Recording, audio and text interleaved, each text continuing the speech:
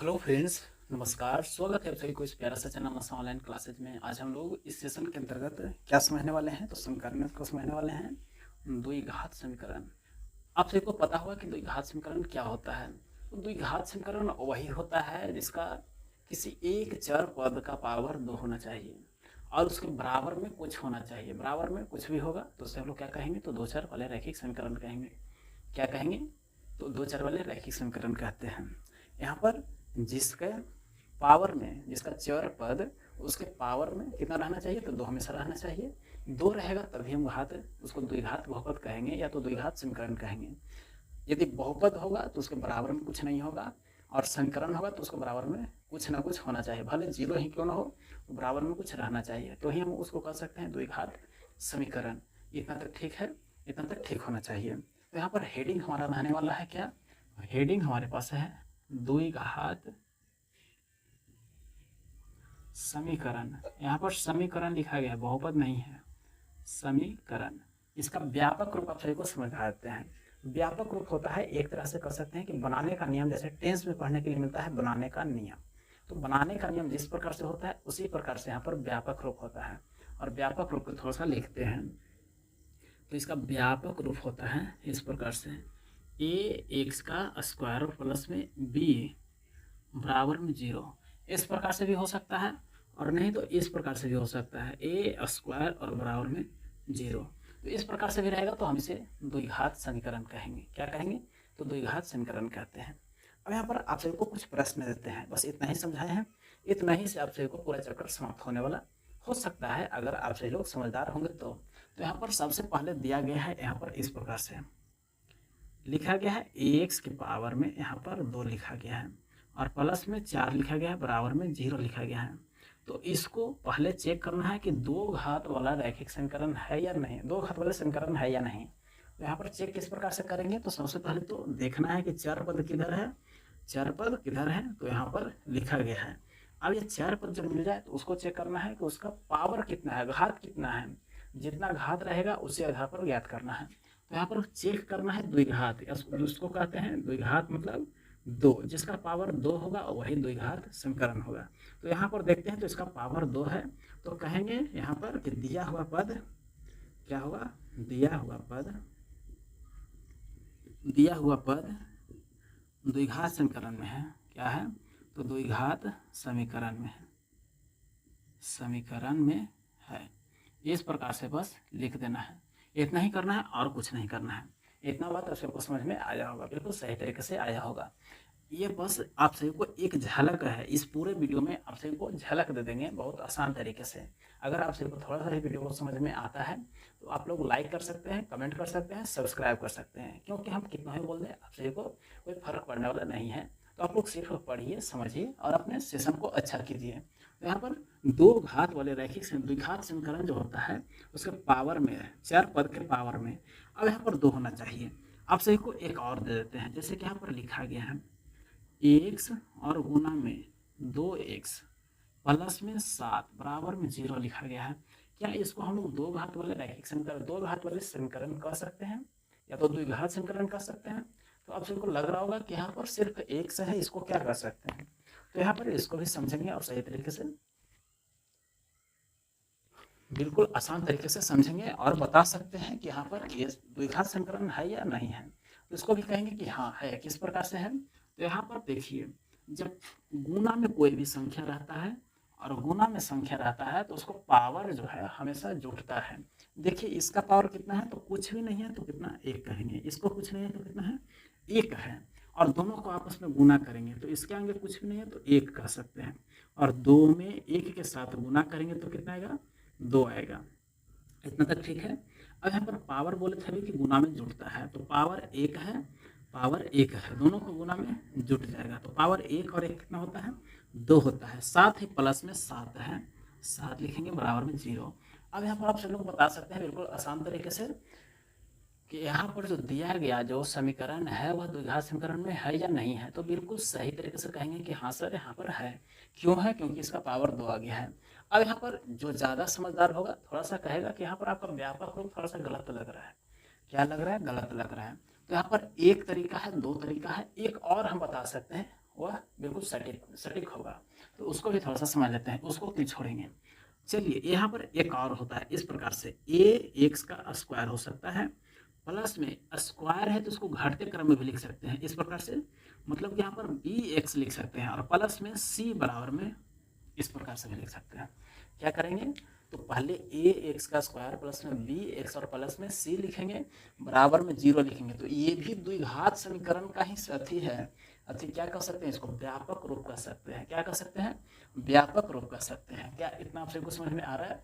हमारा चेहरा थोड़ा सा लाल लग रहा होगा, तो यहाँ पर हम पेंट नहीं किए हैं, ये लाइट इफेक्ट पड़ रहा है, इस कारण से थोड़ा सा खराब लग रहा है। तो कोई दिक्कत नहीं है, आप हमारे फेस पर मत देखिए, यहाँ पर बोर्ड पर देखिए और सही तरीके से समझिए। तो यहाँ पर व्यापक रूप 3 तरीके से हो सकता है। ये 3 तरीके से क्यों लिखे हैं, ऐसे अधिकतर जगह पर सिर्फ ये मिलेगा, ये नहीं मिलेगा, ये नहीं मिलेगा, सिर्फ ये मिलेगा और मेन पॉइंट को ही यहाँ पर छोड़ दिया गया था। तो समझ लीजिए कि क्यों ऐसा होता है। जैसे मान के चलिए कि सिर्फ हम देखते हैं कि घात 2 होना चाहिए, तो घात तो यहाँ पर भी 2 है, घात तो यहाँ पर भी 2 है, घात यहाँ पर भी 2 है। तो यहाँ पर सिर्फ हमें घात से मतलब है, उसके आगे कोई पद है या नहीं है, सिर्फ बराबर में 0 होना चाहिए। जैसे किस प्रकार से, जैसे कि यहाँ पर एग्जाम्पल में कह सकते हैं कि x की पावर 2 बराबर में 0, ये भी द्विघात समीकरण है। क्या सही है, तो यहाँ बिल्कुल सही है, सही तरीके से है, द्विघात समीकरण है। आगे भी और कर सकते हैं, जैसे कि यहाँ पर लिखा गया है 7y, y के पावर में 2 लिखा गया है, बराबर में 0 लिखा गया है। क्या ये भी है, ये भी है। क्या है, तो द्विघात समीकरण है। क्या इतना सही को समझ में आया है, तो बिल्कुल आना चाहिए। आगे की ओर देखते हैं, तो 9y के पावर में 1 लिखा गया है, प्लस में 7y के पावर में 2 है और बराबर में 0 है। क्या ये भी द्विघात बहुपद है, क्या ये भी द्विघात बहुपद है, क्या आप लोग बता सकते हैं। तो ये भी बिल्कुल सही तरीके से हो सकता है। कैसे, देखिए यहाँ पर पावर 2 है। सबसे पहले समीकरण इसका व्यापक रूप क्या कहता है कि एक पावर 2 होना चाहिए, कहीं भी हो, आगे हो, पीछे हो, ऊपर हो, नीचे हो, कहीं भी होना चाहिए। पावर 1 का 2 होना चाहिए, एक जगह पर 2 है। फिर एक जगह पर पावर 1 होना चाहिए, एक जगह पर पावर 1 है, आगे इसके जगह पर कुछ नहीं है, तो इसको कह सकते हैं कि पावर 0 हो सकता है। और यहाँ पर पावर 0 वाला गायब है, तो कोई दिक्कत नहीं है, ये वाला आ गया। क्या है, तो यहाँ पर वाला आ गया, यहाँ पर वाला नहीं है, इसके बाद एक और हो सकता है, वो वाला है। जैसे कि यहाँ पर इसको और लिख सकते हैं, ए एक्स स्क्वायर प्लस में बी एक्स और बराबर में 0, तो ये वाला आ गया है। तो ये भी द्विघात समीकरण हो सकता है। क्या इतना समझ में आया है, तो इतना समझ में आया होगा तो आगे का टॉपिक भी सही तरीके से समझ में आएगा। चलिए आगे की ओर और भी टॉपिक को लेकर चलते हैं। यहाँ पर आप सभी को लग रहा होगा कि क्या कर रहे हैं बार बार, तो यहाँ पर हमें पता नहीं चल रहा है कि आपका वीडियो सही तरीके से रिकॉर्ड हो रहा है या नहीं हो रहा है। लाइव क्लास करने के बाद बहुत प्रॉब्लम होता है, एक तो साउंड इफेक्ट आता है, तो यहाँ पर हम लोग तो ऐप्स के माध्यम से उसको सुधार पाते हैं, लेकिन लाइव क्लास में ये सारे प्रोसेस नहीं होता है। यहाँ पर नॉइस आता है, यहाँ पर अगल बगल का जो आवाज़ है वह सभी आता है। एक प्रोसेस यहाँ पर ख़त्म नहीं कर सकते हैं, और वह क्या है, आवाज़ को तो क्लियर कर सकते हैं, लेकिन ये आप सभी को वीडियो में जो आ रहा है कहीं कहीं पर, इसको पतंग कह सकते हैं, ये आ रहा है, इसको हम गायब नहीं कर सकते हैं। क्यों नहीं कर सकते हैं, ये प्राकृतिक देन है, इसको हम लोग गायब नहीं कर सकते हैं। ये रिकॉर्ड हो गया है, जो दिख रहा है आप सभी को, नहीं दिखने वाले को हम गायब कर सकते हैं। यहाँ पर इस प्रकार से आप लोग समझिएगा, तो थोड़ा सा यहाँ पर समझिए सही तरीके से। चलिए और भी प्रश्न को सही तरीके से हल करते हैं। जैसे कि यहाँ पर रूट में आ जाए, ब्रैकेट में आ जाए, जैसे कि यहाँ पर x लिखा हुआ है, यहाँ पर 4 लिखा गया है, प्लस में 7x लिखा गया है। इसको चेक करके बताइए कि क्या यह द्विघात बहुपद, द्विघात समीकरण है या नहीं है, क्या है या नहीं है, क्या है या नहीं है। तो क्या करना है, सबसे पहले गुना करना है इसको में इसको से, तो 4 में x से 4x होगा, फिर 7 में 7x को x से, तो इसको गुना करते हैं तो 7 तो सेम रह जाएगा, x को x के साथ गुना करते हैं तो क्या आता है, इसका पावर 2 हो जाता है और बराबर में 0 हो जाता है। क्या यहाँ पर ऐसा कोई मिल रहा है, क्या ऐसा कोई मिल रहा है, तो x स्क्वायर है, x स्क्वायर है, साथ में x है, साथ में x है, बराबर में 0 है, बराबर में 0 है।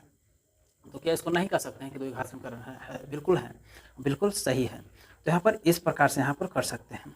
अब थोड़ा सा और भी चेंज करते हैं, किस प्रकार से रहेगा, थोड़ा सा बड़ा बड़ा लेते हैं, ये तो छोटा धमाका है, और भी बड़े प्रश्न को लेते हैं। सिर्फ पावर में 2 रहना चाहिए, और वह किसका होना चाहिए, तो चर पद का होना चाहिए, चर पद का पावर 2 होना चाहिए। चलिए तो यहाँ पर देखते हैं, जैसे कि यहाँ पर लिखा गया है x और प्लस में 1 इसका पावर 2 है, बराबर में क्या दिया गया है, तो बराबर में 3 इंटू में एक्स और माइनस में 3 दिया गया है। क्या इसको बता सकते हैं कि पावर 2, या तो कह सकते हैं कि द्विघात समीकरण है या नहीं है। इसको हल करेंगे उसके बाद पता चल जाएगा। हल करके दिखा दें, चलिए हल करके देख लेते हैं। जैसे कि यहाँ पर लिखा गया है एक्स प्लस में 1 और प्लस में एक्स प्लस में 1 के पावर होल 2 है। इसको क्या करेंगे, तो सबसे पहले आपसे कोई फार्मूला पता होना चाहिए। क्या, ए प्लस में बी के होल स्क्वायर, इसका फार्मूला क्या होता है, ए स्क्वायर प्लस में बी स्क्वायर और प्लस में 2ab होता है। क्या होता है, 2ab होता है। अब यहाँ पर क्या करना है, तो यही फार्मूला पर इसको अलग अलग कर देना है। तो ए है पहले ए का स्क्वायर यानी कि शुरू वाला का स्क्वायर, एक्स का स्क्वायर, फिर प्लस में बी यानी कि दूसरा वाला का स्क्वायर यानी कि लास्ट वाला, तो 1 का स्क्वायर होगा, प्लस में 2ab, 2 तो फार्मूला से है ए यानी कि शुरू वाला एक्स, और इंटू में बी है, बी की जगह पर 1 को लेना है, बराबर में 3 को एक्स के साथ गुना करेंगे तो 3x होगा, माइनस है, माइनस लिखेंगे। क्यों माइनस लिखेंगे, यहाँ पर माइनस और यहाँ पर प्लस है, माइनस प्लस गुना होकर के माइनस होता है। 3 में 3 से गुना करने के बाद क्या आता है, 9 आता है। क्या इतना तक आप सभी को समझ में आ गया है, तो बिल्कुल आना चाहिए। और थोड़ा सा रुक जाइए, यहाँ पर इंक को लगा लेते हैं।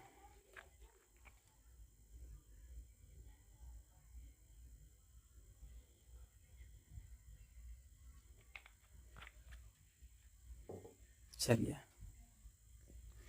तो यहाँ पर इतना तक आ गया है। अब इसको हल थोड़ा सा कर लेते हैं। किस प्रकार से हल करेंगे, तो सबसे पहले एक्स का स्क्वायर लिखेंगे, एक्स का स्क्वायर, 1 का स्क्वायर करें चाहे कुछ भी करें सेम रह जाएगा यानी कि 1 रह जाएगा। फिर 2 को एक्स के साथ गुना करेंगे तो क्या आएगा, 2x आएगा, और बराबर में यहाँ पर 3x है, माइनस में 9 है। क्या इसको हम बराबर के अगल बगल कर सकते हैं, बिल्कुल कर सकते हैं। तो यहाँ पर एक्स का स्क्वायर है, रहने देते हैं, प्लस में 2x है, इसको ले आते हैं आगे, और यहाँ पर प्लस में इस तरफ आकर माइनस में 3x हो जाएगा, बराबर में यहाँ पर माइनस में 9 है, माइनस में 9 करेंगे, ये प्लस में इस तरफ आकर माइनस में हो जाएगा। क्या इतना तक बिल्कुल सही है, तो यहाँ तक सही होना चाहिए। आगे एक्स का स्क्वायर है, प्लस में 2x है, और यहाँ पर देखिए एक माइनस में है, एक प्लस में है। जब एक माइनस और एक प्लस में रहता है तो वहाँ पर घटाने का प्रोसेस होता है, और ज़्यादा में से कम को हमेशा घटाते हैं। क्या करते हैं, ज़्यादा में से कम को घटाते हैं। तो ज़्यादा हमारे पास 3 है, 3 में से 2 को घटाएंगे, क्या आएगा, तो 1 आएगा, और साथ में x है, x लिखेंगे। और चिन्ह हमेशा वही लिखा रहता है जो ज़्यादा के सामने रहता है, यानी कि ज़्यादा इसमें 3 है और 3 के सामने माइनस है, तो यहाँ पर भी माइनस रहेगा। यहाँ पर माइनस में 9 है, माइनस में 1 है, 9 में 1 जोड़ेंगे क्योंकि दोनों सेम सेम है, तो दोनों जुट जाएगा।